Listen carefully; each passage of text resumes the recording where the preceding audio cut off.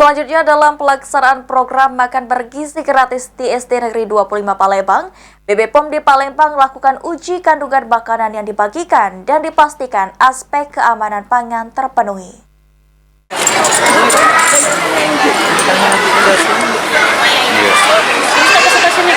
Program makan bergizi gratis resmi diluncurkan di beberapa sekolah di Kota Palembang. Guna menjamin gizi dan mutu makanan yang disajikan, BPOM di Palembang langsung melakukan pemeriksaan kandungan makanan yang dibagikan, salah satunya di SD Negeri 25 Palembang.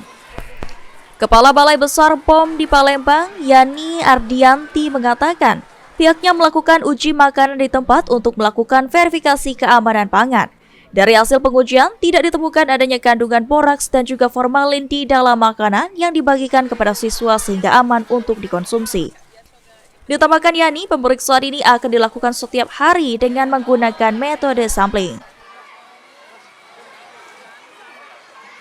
Di tempat konsumsi anak-anak makan bergizi gratis untuk melakukan verifikasi surveillance keamanan pangannya.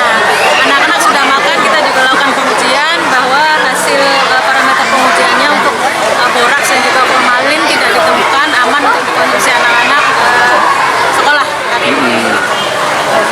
Pemeriksaannya meliputi apa aja, Bu?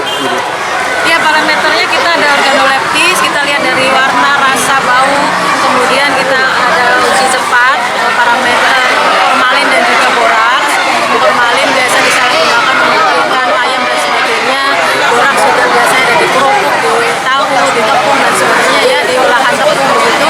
Jadi kita tadi fokus untuk dua parameter tadi, parameter untuk boraks dan juga formalin. Alhamdulillah aman, tidak ada hasil yang positif, jadi hasil yang negatif. Lutfi Pal TV.